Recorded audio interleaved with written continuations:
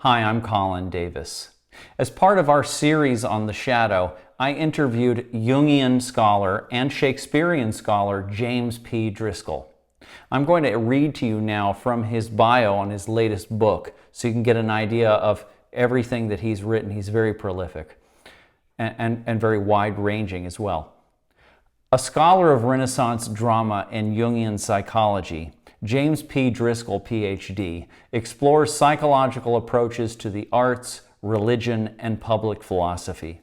He has written 8 books: Identity in Shakespearean Drama, The Unfolding God of Jung and Milton, Shakespeare and Jung, The God in Time, Shakespeare's Identities, How AIDS Activists Challenged America, Jung's Cartography of the Psyche, The Devil and Dr. Fauci, which I just finished reading, it's fantastic, The Devil and Dr. Fauci, The Many Faces of Bureaucratic Evil, and his latest book, Carl versus Karl, Jung and Marx, Two Icons for Our Age. Driscoll has long applied his academic skills and original thinking to the LGBT, HIV, and patient rights causes. During the 1990s, he led the AIDS activist movement for FDA reform. Since then, he has distinguished himself with trenchant criticisms of our oppressive bureaucracies and by his work implementing critical reforms. All right, let's go to the interview now. Hi, Jim. Thanks for being with me today. You're welcome, Colin, and I look forward to our discussion. Yeah, so we talked earlier about how that this talk was mainly going to be about the collective shadow, the social side of the shadow, but maybe you could just give us a brief Jungian definition of the shadow in general. Well, the shadow tends to be, or is, I should say, elements within the psyche that the ego represses and doesn't want to deal with. Right. It's kind of the opposite to the ego. And we have this archetype that Jordan Peterson likes to talk about, the two hostile brothers, Abel and Cain. And they represent, Abel represents ego, Cain represents the shadow. Mm-hmm. And this is a permanent and important part of the human psyche. If we're talking about women, their shadow is feminine. Men have male shadows. Mm-hmm. And the naive approach to the shadow is to project it on other people, adversaries, people with whom we have conflict or people that we dislike. Right. And when it is the case that we develop an intense dislike for someone or something out there, usually we are projecting our shadow onto that thing or person. Mm-hmm.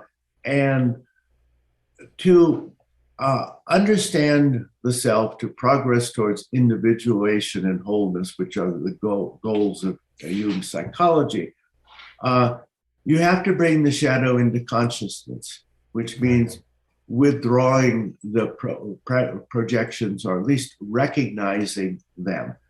And then you try to dialogue with them.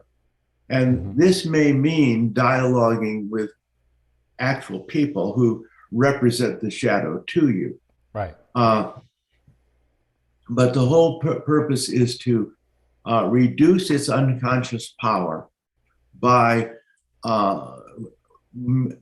becoming fully aware of its activity and of its objective, and also of both its values and its dangers.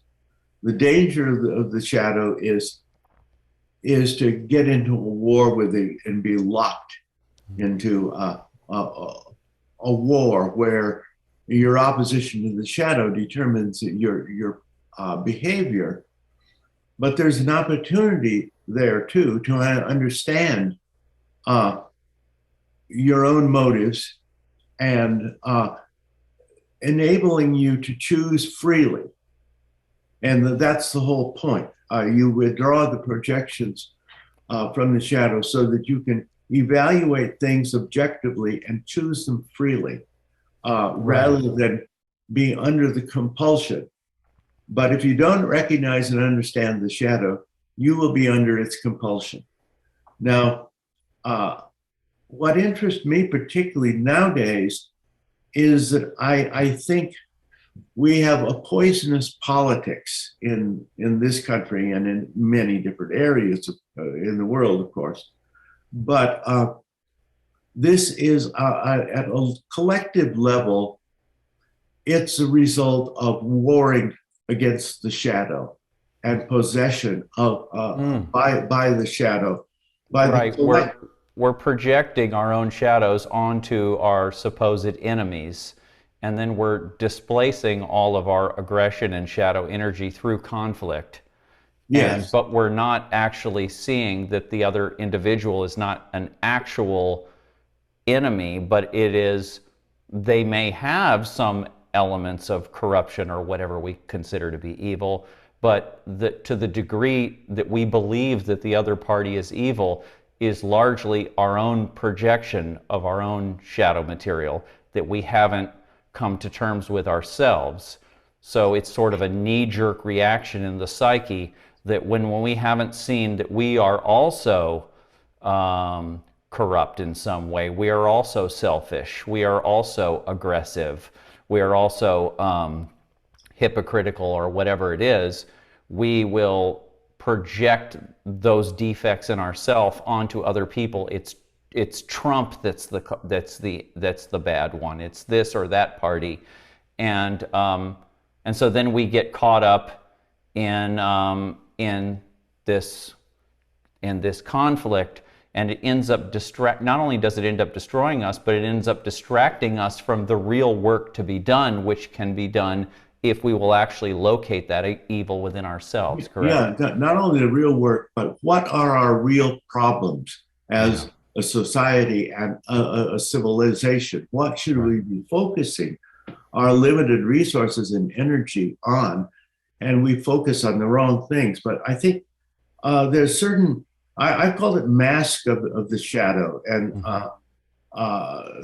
there are four qualities that I've identified, getting maybe here like Jordan Peterson, I suppose, but which characterize people who are possessed by the shadow within a social and political context. Right. And the first of these is that they're very contemptuous of their opponents. Mm-hmm. They're just wreak contempt of they're not trying to understand, always ridicule them, and so on. The second is a kind of sanctimony about the things they think are important. They're very sanctimonious. And they're also self-righteous. That's related to the sanctimony. And finally, they're hypocritical because they have the things they criticize in different areas of their lives, but they don't recognize them. And their hypocrisy is, you often see it in something which I call high dudgeon. What is it? And you see this more, I see it at least more on the left than on the right today, but I do see it on the right. If you listen to the people talking about abortion, they start with these self-righteous tones of voice. And if it weren't for a different content, they would sound just like the left-wingers talking about white supremacy and so on. Yes. And in neither case do they like to examine the relevant historical backgrounds and facts. And we also see this phenomenon where in dealing with with the Ukrainian war, I would say. For example, you never hear certain important facts about the war. Among them is that these provinces, and I hope I'm not sounding as sympathetic with Putin, because I'm not sympathetic with Putin, but his case is not wholly wrong. Right. And these provinces that are in dispute are very heavily Russian speaking and Russian culture. Right. And I see it as sort of a situation in Ukraine. Imagine Canada. Right, or Mexico.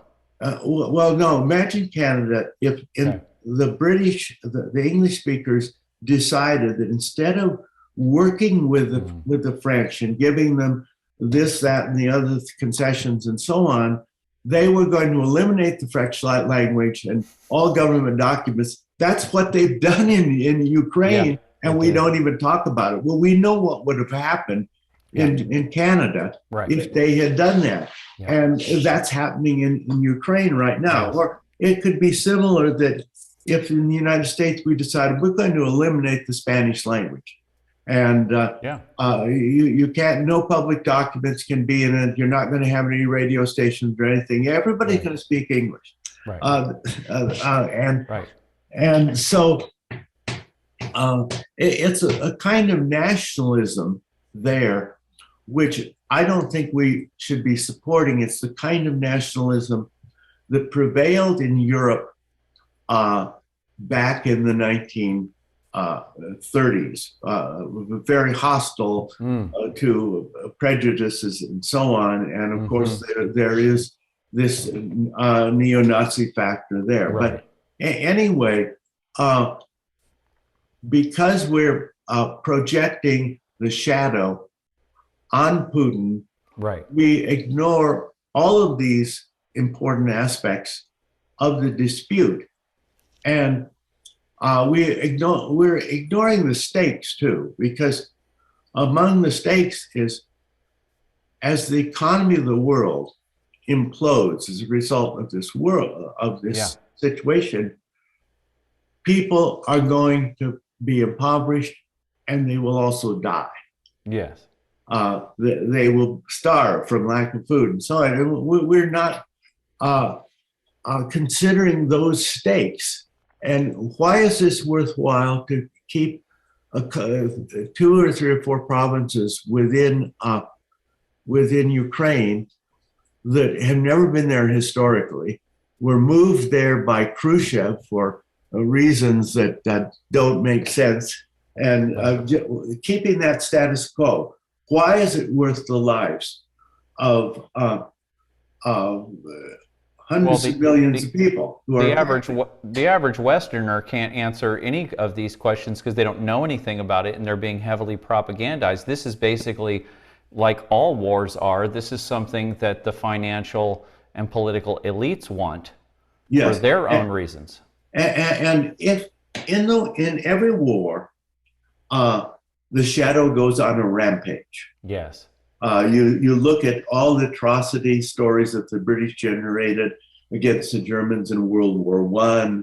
Yes. The Germans really took the initiative in World War II, and all the stuff against the Jews that Hitler was going on from the beginning. The Jews have been the recipients of shadow projection for thousands of years. They're sort of like a favorite target, scapegoat. Nazism is entirely a rampage of the collective shadow of the German people, which they didn't recognize. And Jung tried to point it out, but he was attacked and sort of lost his nerve. But that's... This is why I'm so critical of the Jungians, Jim, is because this is the one group that has this extensive knowledge about the shadow and about personal and about the collective shadow, like we're talking about now, and how it works and how scapegoating and projection works. And I was more on the side of the left during the Bush wars and all of that, and there was different targets for projection, and now it's flipped. And the Jungians are, if you can consider Jordan Peterson a Jungian, he is to some degree, but other than him, I don't see, and I know you're open about this, but very few Jungians and academics in general tend to be on the left. They're too cowardly to stand up and say, hey, this is all shadow projection stuff happening again, and let's explain to the world how this works and how that you're part of the problem if you're not rescinding your own projections and becoming aware of this. And where are they? Yeah, and well, that's a good point, and it's one of the reasons that I wrote my book that's just coming out now, titled Karl, spelled with a C, versus Karl, spelled with a K. Right. Jung and Marx, two icons for our age. And I posit the idea there that these are possibly the two most iconic intellectual figures in our era. Yeah. And there are other figures like Nietzsche, for example, and Jordan Peterson stresses Nietzsche, but yeah. They represent kind of poles of values. Jung and Jung is very much introverted, the contemplative life. There's a whole series of opposites that they represent, and they're typical pairs. Marx, of course, is the active life. You can go down this whole list of things which are also associated with the hostile brothers archetype, whereby Jung represents one side and Marx represents the other side. And I see it. I'm a Jungian, of course, not a Marxist. Right. And I've never been that sympathetic with Marxism, but I couldn't even get through the Communist Manifesto. I mean, I just third way in, I was just like, this is so juvenile. I threw it out. Yeah. It's juvenile. From our perspective today, maybe not at the time. Well, I found the rhetoric at points impressive, but as polemic and propaganda. But you have to. There has to be more an effort on the part of the Jungians to understand the appeal of the Marxist icon and archetype, which is basically. Well, I understand collectivism as an archetype, right? As the nurturing mother archetype, that, right? Collectivism, and why people on the left tend to be collectivists and people on the right tend to be individualists. And I understand that kind of dichotomy, and I understand how people especially people who are not really problem solvers, would want to set up a system where a lot of problems could be solved collectively so everyone could relax and have a society. I understand that motivation, of course. The key archetype for Marx is Prometheus. And there's no less of an authority than Marx himself. He said, this is my guy. He quotes Aeschylus on Prometheus at the beginning of his doctoral dissertation, which he wrote very early on. He sees himself as a Promethean champion of the rights of the oppressed, and so on. Right. And part of the limitation of Jung, I think, is a failure to understand the Promethean archetype or fully credit its importance. And as a result, you don't fully understand the two hostile brothers archetype pair, or for that matter, the ego and the shadow. They all go together. And it traces back to, in my view, to the Godhead. And I am one of those few who think that the most important and original book that Jung wrote was probably Answer to Job. Okay, yeah. Book that is extremely unpopular with Christians. And with all the different things I've seen from Jordan Peterson, I've never even seen him deal with Answer to Job. He didn't talk about it in that whole lecture series he did on Christianity. You remember he did a whole series on Christianity? I didn't watch the whole thing. I don't remember it. Yeah. Yeah, it seems like he would have.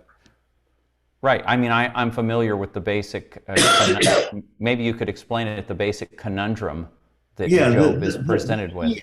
The key is this: Jung believes that our image of God, that we all have an image of God, and that is basically a kind of reflection of the self.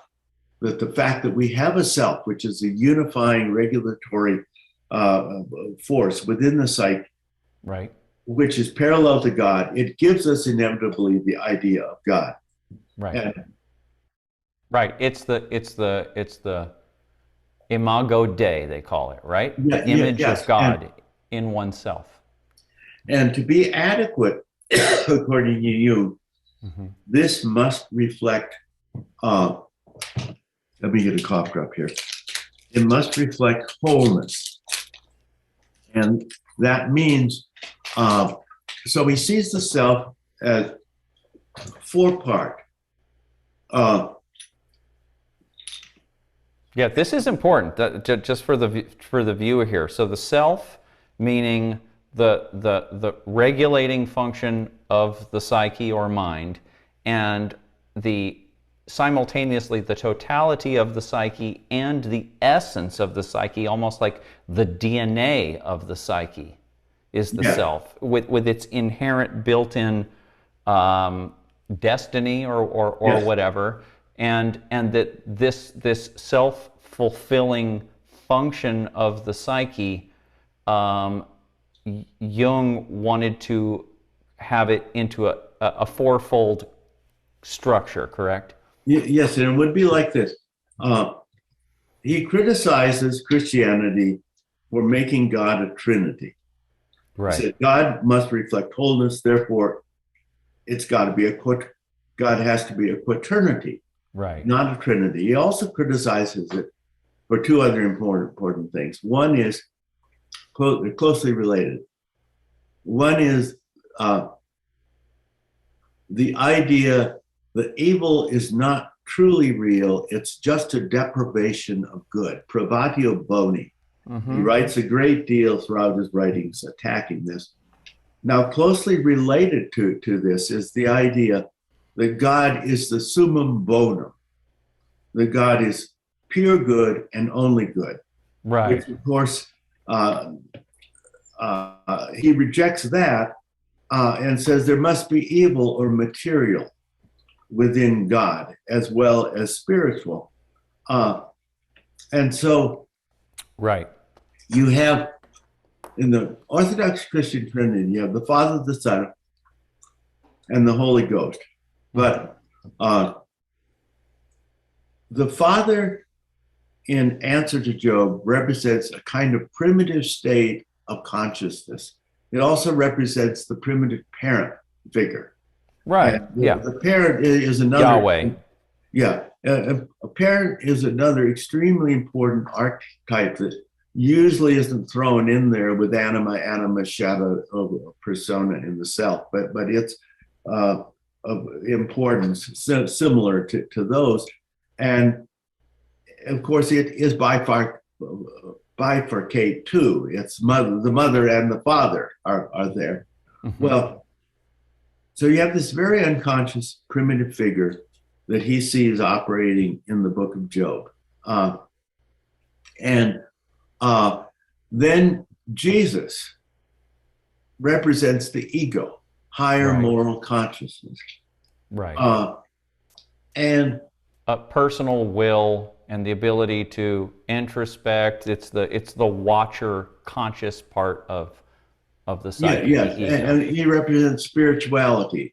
And of course, Satan, which Jung never really recognizes as a full part of the Godhead, he just speculates around it, represents the material evil and the shadow. Right. In other words, I see Satan as the shadow of God, and I've written a previous book quite a while ago, 30 years ago, called The Unfolding Book of Jung and Milton. The Unfolding God of Jung and Milton. And one of the chapters is the shadow of God. And it shows how Milton perceived Satan as basically the shadow of God. Right. Well, Jung says God is incomplete in Christian orthodoxy because it lacks the material or evil, and it also lacks the feminine. Yes. Now, that's where he failed, I think, because he's looking to bring in Mary, and he was all excited because the Pope in 1950, in effect, raised her status as to being almost part of the divinity. And he said this is an important recognition of the feminine. Well, the problem is that the feminine was always there. Initially, in the first 2 or 3 centuries, the Holy Ghost was Sophia. It was feminine. But it wasn't in the, it didn't, I mean, Jung has a valid criticism there, right? According to mainstream Christianity, Catholicism, and Protestant strains, the Protestants don't even really mess with Mary that much. Right, but the Holy Ghost, the Holy Spirit, is neutral. However, it didn't really become neutral when Constantine joined the Christians and essentially took over the church. There was a tremendous amount of changes in the doctrine and so forth going on from his conversion on for the next 50 or 75 years. And he followed the Greek philosophers, and the Greek view was God could not have a feminine part because feminine is material. It partakes of evil. There's the sin of Eve and so on. So the Holy Ghost had to be a neutral spirit. Meaning, so you have essentially in the Trinity, male, and then the neutral spirit. No feminine at all. Right. Now,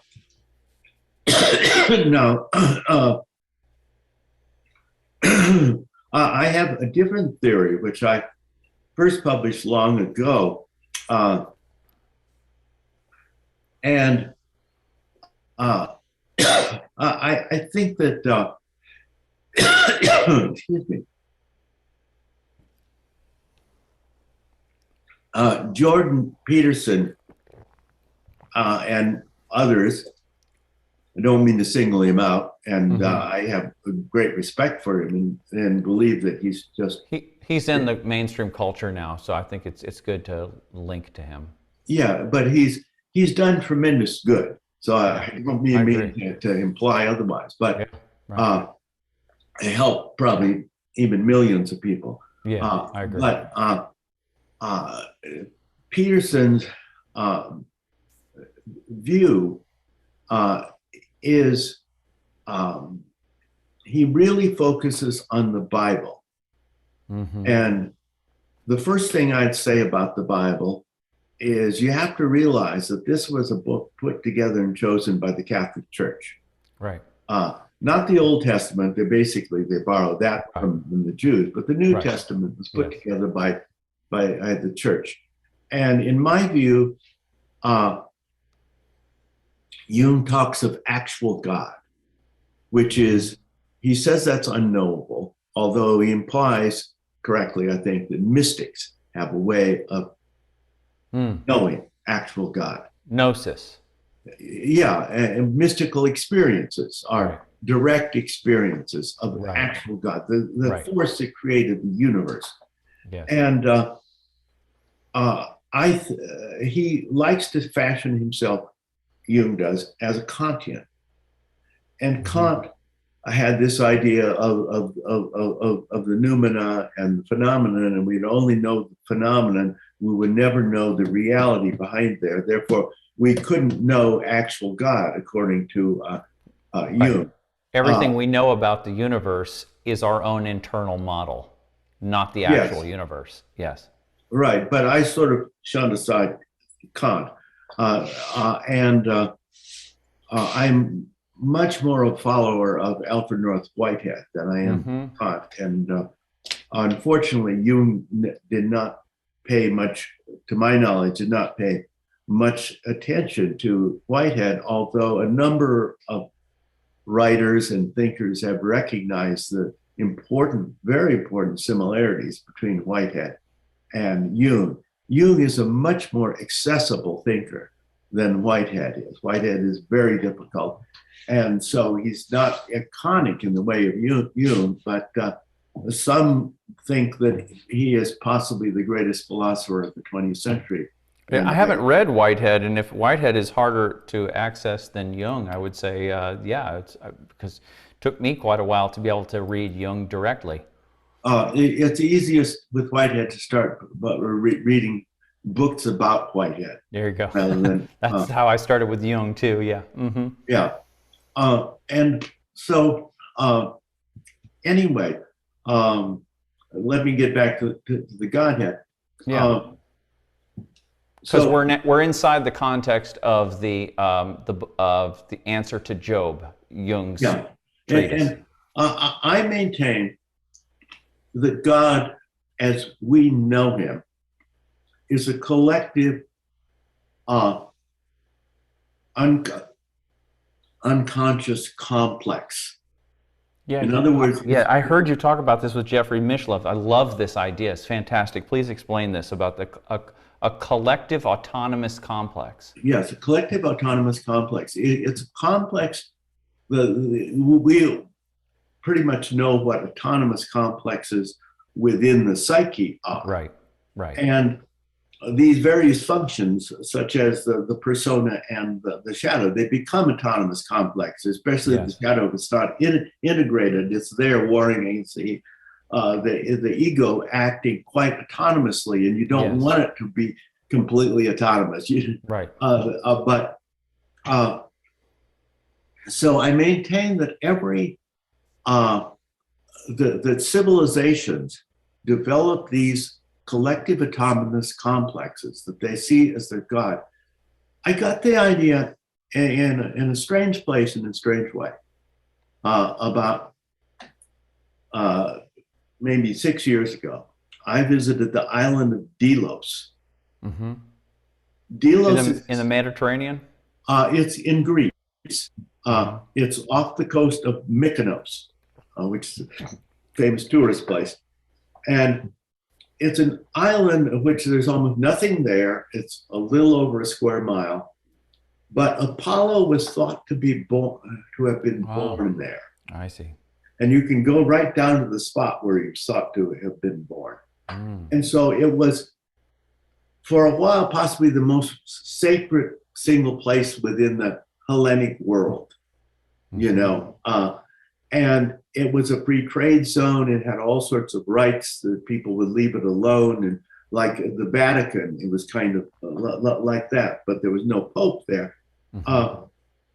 And then I had a guide, and she was emphasizing how much Apollo permeated everything in that civilization. And then I thought, but Apollo's really dead now. Nobody believes in Apollo in that way. And that sort of developed in the idea of a collective, that Apollo was a powerful collective autonomous complex at that time. So were the other gods, though, the other Greek gods. The whole Now, pantheon is sort of is literally a complex. The definition of the word complex means a little ecosystem. right, and those gods represent archetypes.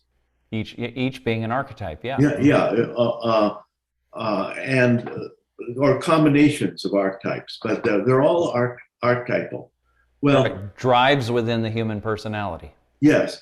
Well, anyway, I see Jung, beginning with Answer to Job, of examining this archetypal complex that rules the West, and the Yahweh of it is Yahweh, but it unfolds, and we see the primitive version of it in the first part of half of the Old Testament, and the book of Job, particularly the arbitrariness we find in the book of Genesis. The arbitrariness and vindictiveness of the Jewish God, you mean? Yeah, and the demand for absolute Vengeful revenge. Yeah. Revenge, absolute obedience, this sort of thing. So it's an authoritarian father archetype. Yeah. It basically a kind of a desert sheik. Exactly. But this changes. We have Second Isaiah and things in the latter part of the Old Testament where it's changing and becoming more conscious in ways that Jung recognizes this. And then a lot of this stuff that is kind of implicit in the second half of the Old Testament becomes explicit in Jesus, but it was also explicit in Rabbi Hillel and Judaism of the time. It wasn't original with Jesus, but he publicized it. And so my theory, though, is that this revelation doesn't stop with the book of Revelation or St. Paul or the Gospels. It continues on in the major works of essentially Western literature and philosophy. Some of them would be particularly influential. There's Augustine, but a big change comes in the Renaissance. And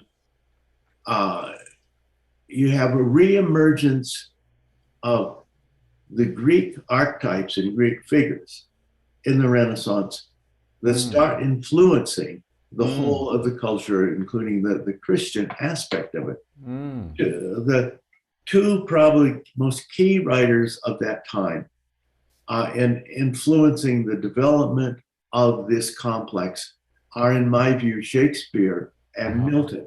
Now, it continues on. I think Nietzsche and Dostoevsky are important figures that further the revelation of this complex in more recent times.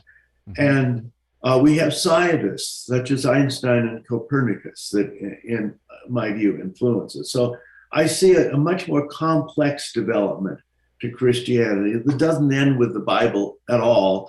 And the Bible isn't necessarily more important than some of the things that follow it. But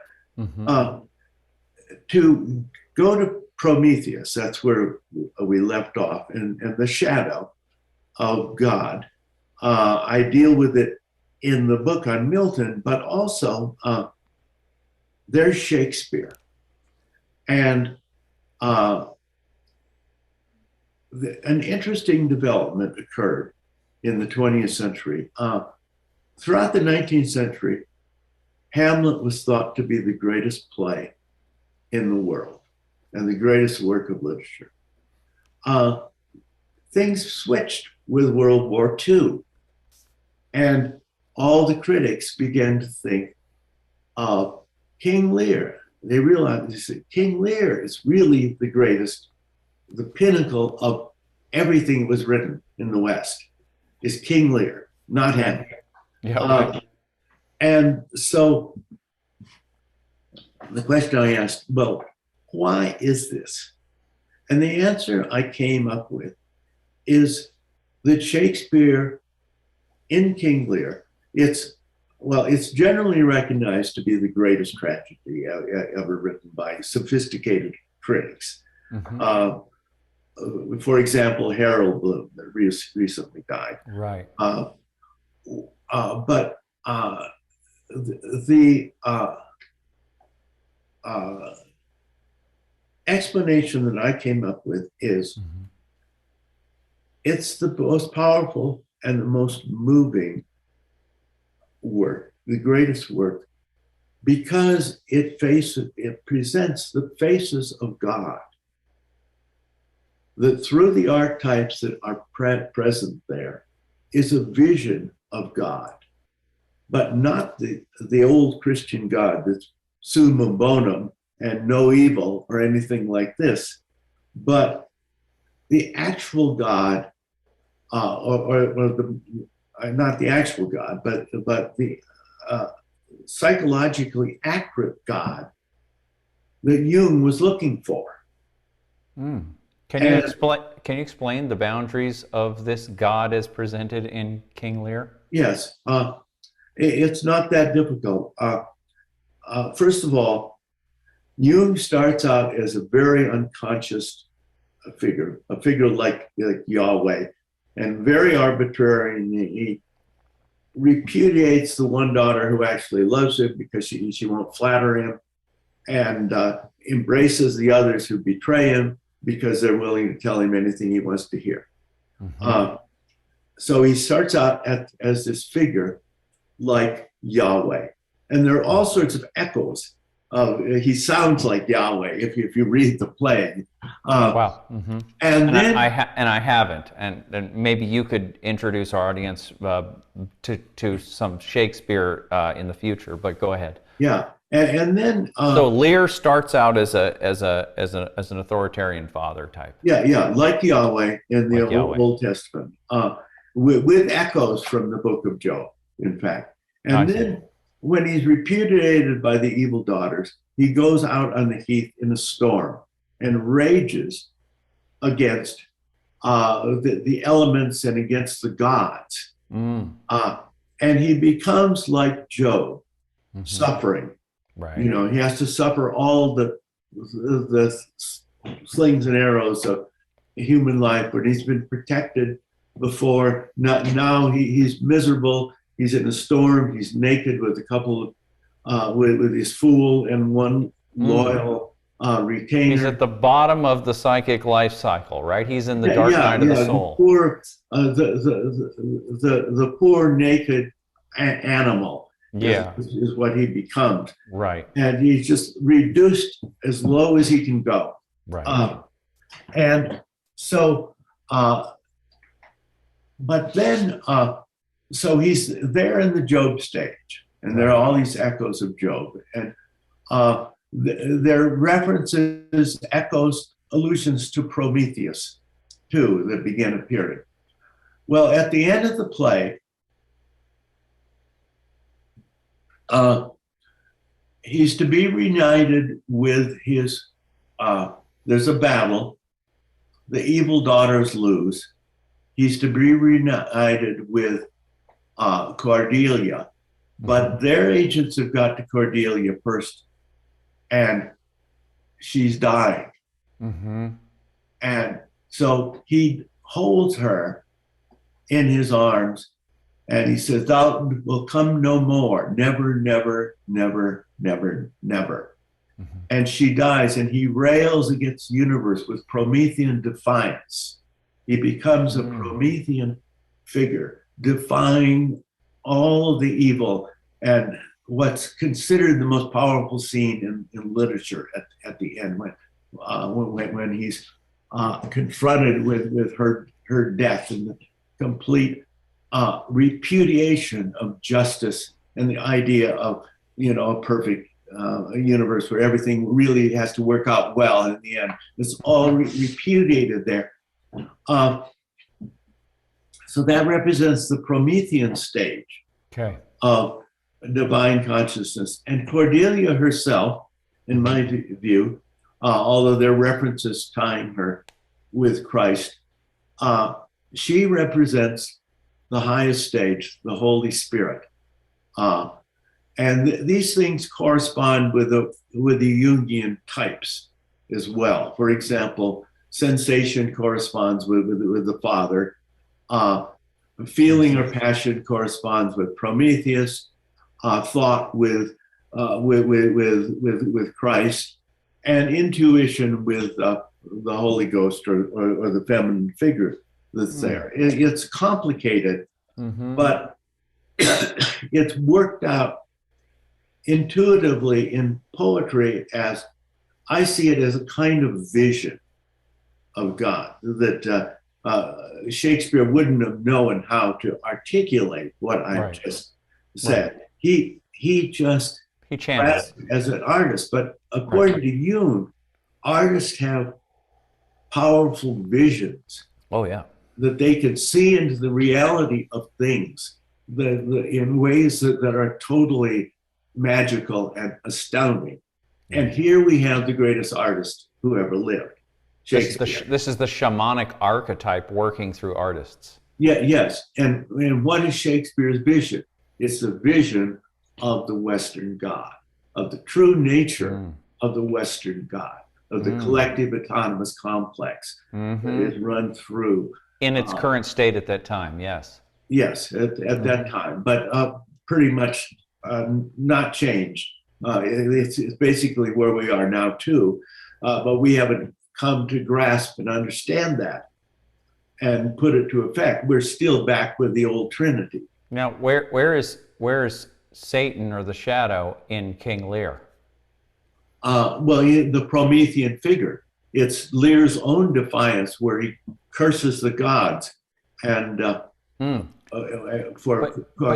can't we split, or can't we sort of divide the dark side of humanity or of the psyche into this sort of the Promethean side, being that arrogance and all of that, and then the sort of we would call that Lucifer, and then the sort of primal animalistic ancient side that lives underground that we would call Satan or whatever. Aren't they kind of two functions? That's true, that there's two sides to this particular archetype, which is the shadow. Shadow is in the side, but it's the shadow, it's Cain, it's all of these things here. And those two sides are probably represented two ways of looking at or a way of looking at them is that Satan and Lucifer.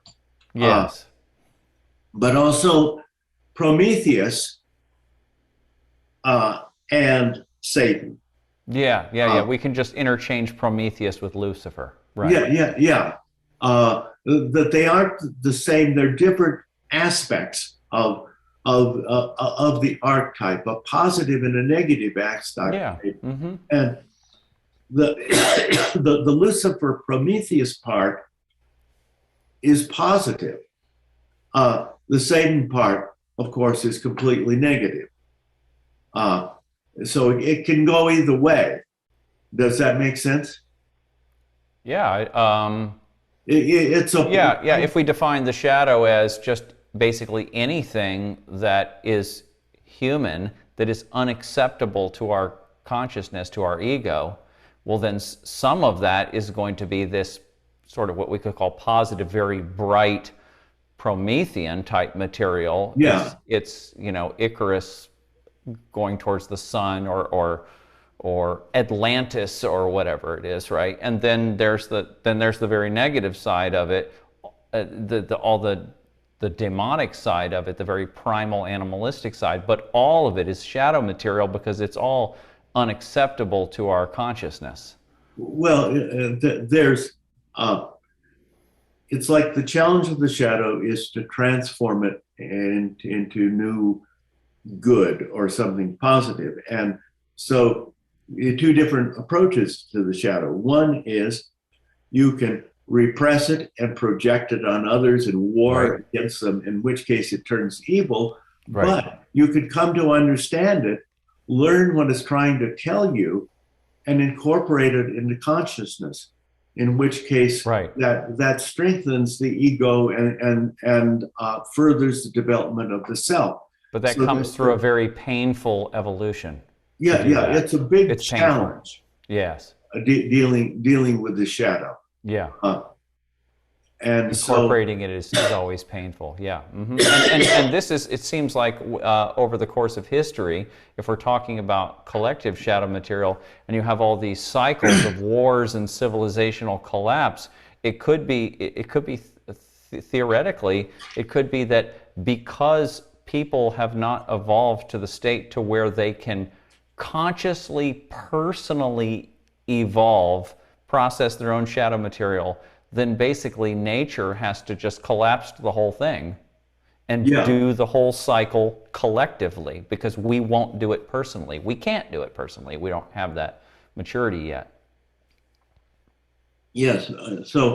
But the challenge of understanding the shadow, I would, if I had an opportunity to communicate with Jordan Peterson, understanding the shadow culturally and collectively, I think the key to it is answer to Job.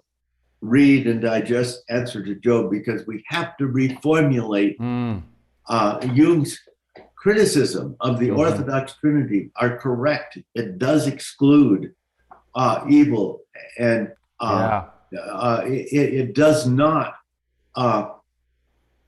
allow for understanding and integration of the shadow. It just keeps things polarized. And right, because of this privatio boni understanding that God can only be good and that evil is merely an absence of good, which is that principle, right? It doesn't allow us to see that Satan is part of God, and it's kind of obvious why, I mean, the Christians they say, well, if God did not have Satan there to test us, then it wouldn't exercise our free will. And then that ability, that free will has to be, that free will is a godlike function in us, and it has to be tested and exercised continually. So God gives us this Satan to test us. It makes sense in a way. Yes, well, the thing about free will is, by giving us God for free will, God gives us what is perhaps his most distinctive quality or ability, allows us to partake of it as well. And that is the ability to create. Because we can be creative because we have free will. If we didn't have free will, we couldn't be creative. We'd just be unfolding like a program. Right. But because we can do choices, we have creativity. Now, the thing about evil is, I see it in Jung, although he doesn't really say this so far as I know. His work is so vast. Right. There's almost as much that has not been published, I've been told, that has actually been published. Wow. It's right. mind-boggling. You wonder how he ever found time to write so much. But to my knowledge, he never says this explicitly, but I think it's implicit, and that is, what's the purpose of evil? It's a challenge to create new good that didn't exist there before. That's why there is evil. It's that's right. And so that's right. It's an evolutionary process of testing everybody and everyone where they are weak, making that it's an evolutionary function. Yeah, it's not. It does. You're right. It does further evolution. It does not. It's not an absence of good. but it's the presence of an opportunity to create a new good that was not there before. That's right. Yeah. And that's totally what Christianity, Orthodox Christianity, doesn't understand. And that's the challenge, possibly. Yeah, because we see as Western society is starting to implode on its own weaknesses. We see a revival of Christian ethics, but it's a new generation. So there is an opportunity for Christians to have to sort of update things a little bit. But I wonder if it's even possible at this stage for them to be able to, as a whole, as a community, to be able to look again at evil, at the shadow, at what was presented in Answer to Job, or we didn't fully go into this, but the idea that the Trinity should be a quaternity, and one of those quarters should be Satan. Yes. And I mean, that sounds so blasphemous. Could they possibly do that? Could they? And one of the corners is feminine. And the interesting thing about Shakespeare putting Cordelia at the highest is there's a question of balance. So how do you get balance? Yeah, with 4 figures and 3 of them are male. The answer is the highest figure, which represents intuition or spiritual vision, that's feminine. So while there's only one feminine figure, it is the highest figure that is the synthesis of the ones. And also, just from a metaphysical perspective, if you go back to Gnosticism or Greek metaphysics, back to Plato, there's the idea of the one, and everything comes out of the one, and the one is a unified sort of entity or womb. It is a feminine state of potential, and then the masculine state emanates from this feminine. Well, in the dialectic, you have the stage 1, everything is one, the parent, and then there's the split, the shadow, the ego, the hostile brothers, and then there's the synthesis, which is Cordelia and the intuition, I see. The spiritual. I see. But I'm concerned in the revival of Christianity, this obsession with abortion, which I think is now we're going back to the actual social or collective shadow and the idea of abortion. Yeah, well, let's talk about that. Well, I think it's a terrible distraction because, for one thing, I've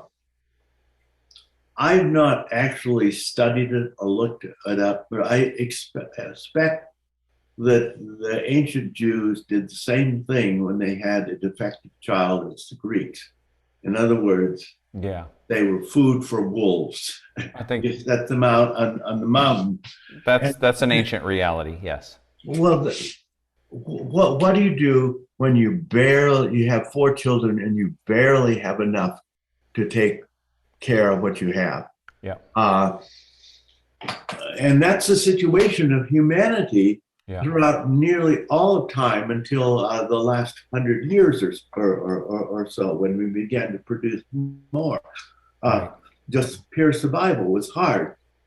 So, and where's the references?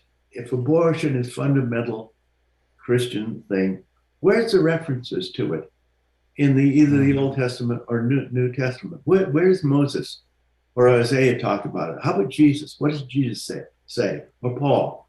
You can't find anything other than if you apply the thing that thou shalt not kill. That means abortion, but that clearly was not what they were thinking. But on top of that, I think that there's a question of when is there a person? And I think a person appears when the child leaves the womb and can distinguish between itself and its world, and can start to make choices and can start to act in its world. in the womb, it can't do anything. Well, it can kick, but that's about it. Towards the later stages, it can feel pain, and it's pretty close to being in. I mean, in the right in the 8th month or whatever. It's it's close, but it can't make decisions, and it can't act. Well, it can't really make decisions as an infant either. And so far as we know, well, it can. I think it can make this decisions. It could move its hand one way or the other, or. But the ancient Jews, I believe it was 9 days. The child had to survive 9 days, and then it was part of the community, and so forth. But I'm not saying we should go back to that, but that we need to keep abortion in perspective. I think the Christian community, at least in the West, I think is more flexible than they were 50 years ago. And I mean, I understand what do you say about the situation where you have, okay, you can't kill a baby in the womb, you can't abort a baby, but you can send an 18-year-old over to a totally fake, concocted, unjust war, and that's a productive human being, whereas a baby is not yet. And so it's sort of there's a to really, Jim, to deal with this issue and to really deal with it honestly, no matter what you decide as a society, because a society can just say, okay, this is where we are. Yes. Regardless of reality or up or down or whatever, this is where we collectively can agree, and so this will be the rule. They're going to have to look very deeply at death and their view of death and how they are hypocritical when it comes to death. And everything about death and death of others and death of themselves and everything about death and the whole archetype of death is cracked open and right in front of your face. And now you have to deal with this, and there's all these ancient questions flooding in, and they would rather just, everybody on all sides of the issue would rather just put it into these nice, neat, convenient boxes, kind of like the gun control thing. Let's just ban all guns. And that's just you're not looking at the situation this kind of takes you back to this fundamental question we're dealing with of the shadow. Of the shadow, convenient box. This is the shadow. This is evil. I'm going to war against it. Right. Rather than, and I comment in the new book where I deal with abortion. I comment sort of paraphrasing Lincoln. Lincoln said, God must love the common people that created so many of them. Yeah. And I say, well, God must have loved moral gray areas because he created so many of us to deal with. And I think that's abortion is one of these. I'm not an advocate of partial birth abortion or allowing abortion in the 8th month or anything like that. Right. But on the other hand, trying to interfere, trying to forbid abortion in the first 6 weeks or so when there is no consciousness and I mean, abortion would even if this current thing with the Supreme Court goes down, I mean, abortion will still be legal in many states, and if anybody wants to have an abortion, they could just go to, Texans could just go to New Mexico or whatever. Well, there also is the problem that by expanding the human population, we are eliminating all sorts of species. I don't disagree with you actually on the whole population thing. Here, the big problem with this is that on all of these issues, on all of these issues, I just mentioned gun control, and we're talking about abortion, and now population, and all of this, and the environment, and all these issues. We either are at the elite level being manipulated and being flooded with propaganda so that our discussions are worthless, Yes. or at the lower level, we're just too immature to have the discussions. If we Yeah. could just, in a mature way, I mean, I would love, I mean, the parasitic side of civilization does not want us to send our best thinkers onto stages like Jordan Peterson and whoever else and debate these real issues and give us real intellectual ideas to take home and talk about at the dinner table. That's what we need on all these issues, is the greatest minds on all sides constantly debating these things and giving us all food for thought, and then we can actually go somewhere. And there's also the autonomous, this is the deep state idea. It's an autonomous complex, it's a shadow complex of the collective, and it's feeding on our conflict. And we don't debate things the way we would, because we're allowing ourselves and others to push them into the shadow. Yeah, that's right. It becomes a shadow figure. Like if you try to talk to any of the so-called pro-life people, if they're strongly that view, it becomes just really you can't do it any more than you can talk to the woke people about white supremacy. No, it's fundamentalism.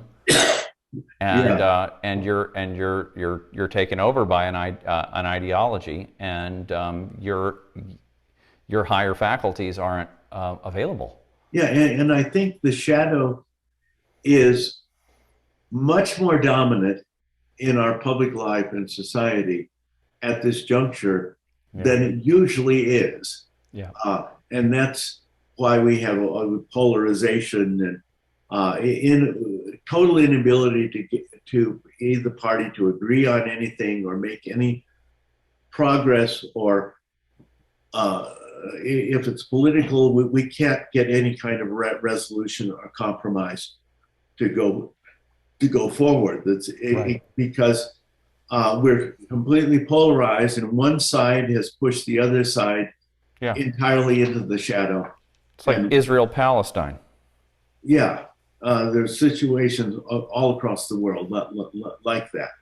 Yes.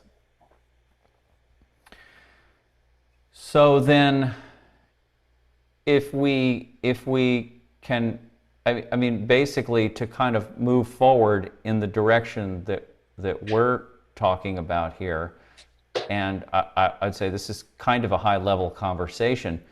If we would, the problem with using, if you and I were to sort of, if a politician came to us and said, well, how can I take some of these ideas and use these to start to problem solve, you would first have to bring the public up to the level of having a basic vocabulary along these lines and understanding these concepts. And then they might even have to start to go to the next level, and this is where it's so difficult, is on the personal level of basically taking responsibility for their own projections and their own triggers and their own dark side, and so that they could actually, you have to get, this is sort of always the remedy for any time you have a conflict or relational, you have an autonomous complex operating in a relationship. The therapist tries to get you above and out of it, and get above it and see the dynamic. And see, guys, this dynamic is playing out, and there's an unconscious complex going, and it's compelling you. Can you see that? Can you wake up during the conflict? And it takes a while before the couple can do that. And then they start to slowly develop more and more ability to raise themselves above their primal reactiveness, and they get control that way. And the public doesn't know how to do that in their own life. How could they then give authority to other people to, we're at a loss here. right. But it's all a matter of making these unconscious complexes conscious. Yes. So we can if they remain unconscious, we cannot solve any problems. Right. We're just That's it. That's the first step. And you know, when Trump talked about the deep state and globalism and the swamp and all of this, and the media is the virus and stuff like that, that was actually, I think, a very positive development, because he was pointing to the collective shadow as it operated through government and saying, hey, look, there's the uniparty, there's the deep state, whatever, it's there, and separating it from our mainstream view of politics. Yes. Well, that gets into another aspect of that interests me, but probably for a later discussion, of the Marxism. And the thing about Marxism that I find particularly disturbing is that it is very conducive to bureaucracy. Yeah, right. Groupthink, right. Collective action, right. And not to the individual at all. And this was one of Jung's fundamental criticisms. Yeah. Oh yeah. I agree. And the left. But we're just going. It seems in the universities and the school we go heedlessly down that road without even thinking about what we're losing and what we're sacrificing if we're going to do that. And one of the things we are sacrificing, of course, is the Christian ethic. Yeah. And we're replacing the Christian ethic with a Muslim, not a Muslim ethic, but a Marxist ethic. Yeah, right. And that's probably a more disturbing thing, should be more disturbing to Christians than anything else. The way that we have allowed a Marxist ethic centering on group belonging, group think, obedience to the bureaucracy. Yes, obedience to the bureaucracy, yes. To displace the responsibilities to act as free individuals and make real ethical choices in accordance with the basic Christian ethic of Jesus and just the Western ethic, even into the Greeks and all of that. The whole idea of logic and rationality and everything, right? And it's just obey the group. This is all of these isms are like this. They're all groupthink organisms. They're all idea complexes.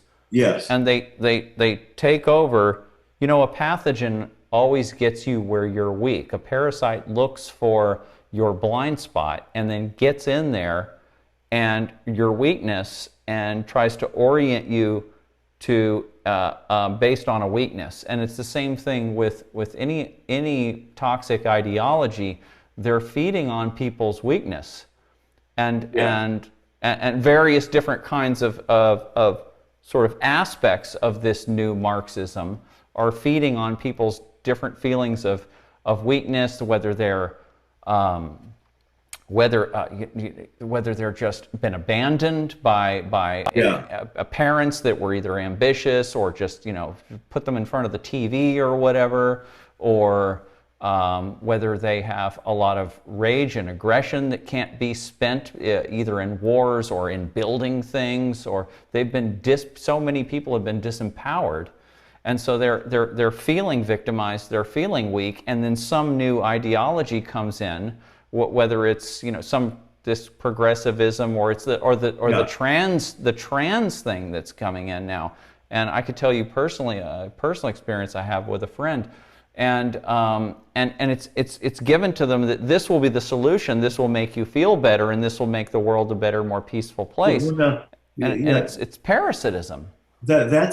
And we probably should. I don't know how long we've gone. Yeah, we could come to a close for today. Yeah, absolutely. What I wanted to say, we probably should come to some sort of conclusion. But What I wanted to say is that the trans thing could be Yeah.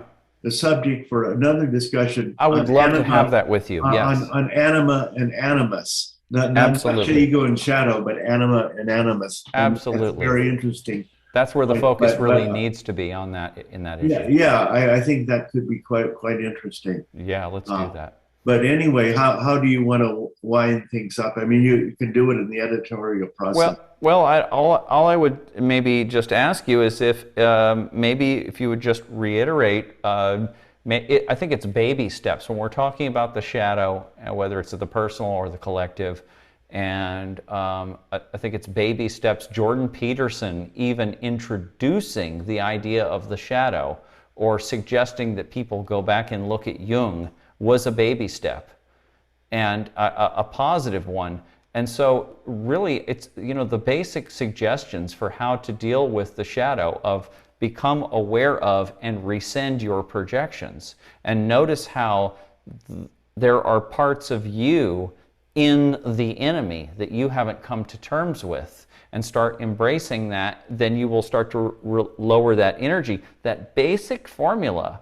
And I've also noticed that last thing real quick is that the term projection has made its way into mainstream political discourse over the last 4 or 5 years. Oh, interesting. And yeah, you hear all kinds of people, Tucker Carlson and all kinds of people, mainly in the conservative side, pointing at a lot of the radical left and saying, it's all projection with you guys. And Well, so that's forcing people to look at what projection means. yeah, and I think the conservatives would need to wake up to the fact that there is an enormous amount of stuff in Jung that is useful to them for their battle against the excesses of Marxism, which Absolutely. dominate which dominates our Yeah. culture Absolutely. currently. But also, I think people, to wind up for my part in the shadow, is that Yep. people need to learn.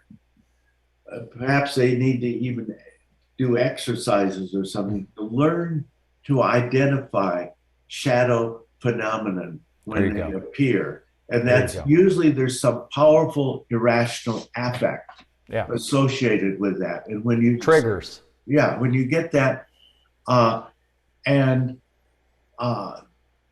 it's useful to think of that. You're listening to somebody giving a political discourse, and they just really seem over the top, and condemnatory and totally right on this side and totally right. That's the shadow working. And or you look at them and you just can't stand that person and you want to turn away and run away from them and never listen to them again. You're triggered by them. That's the shadow in you. That could be, yes. Although I'm not sure that applies to my reaction to Rachel Maddow. I ought to be listening to her more carefully. This is a really good question. We don't have to go off into this, but when you become very turned off by a propagandist, an outright propagandist, and are you turned off by the fact that, when you become turned off by an individual, and you might normally say, well, I'm triggered by this individual. There must be something about them that I abhor that's in me that I need to go looking for. But when that person is a paid propagandist, then it's more like your psychic immune system is turning on. And you're saying, turn this off, this is dangerous. And it's maybe difficult to judge the difference. Yeah. But so I agree with you on your prescription. Basically, start to identify the phenomenon in the culture that are very shadow tainted. Yes, and one way of doing it is you could simply listen. You could listen to, say, a program on a CNN program or MSNBC program of the news, identify all the shadow phenomenon there, and then turn around and listen to Hannity or Fox. Tucker Carlson, and identify the shadow phenomenon there. Exactly. Don't That's look exactly for the things you agree with. right. Look for things that are clearly shadow. That's at right. work. I mean, the personal barometer is what triggers you. Yeah. Okay, well then, yeah, if you agree to keep blasting that out, I will continue to keep blasting that out. And, Peterson is so broad that this is one little slice of what he talks about. But it would be really nice if Peterson would start to really focus down on this subject and put something together like that, an exercise, basically, a manual.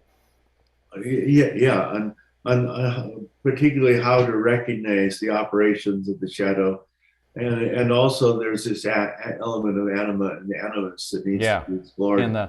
Let's talk about that in another one. Okay, perfect. Yeah. So thank you, Jim, for being with me today, and I look forward to talking to you again.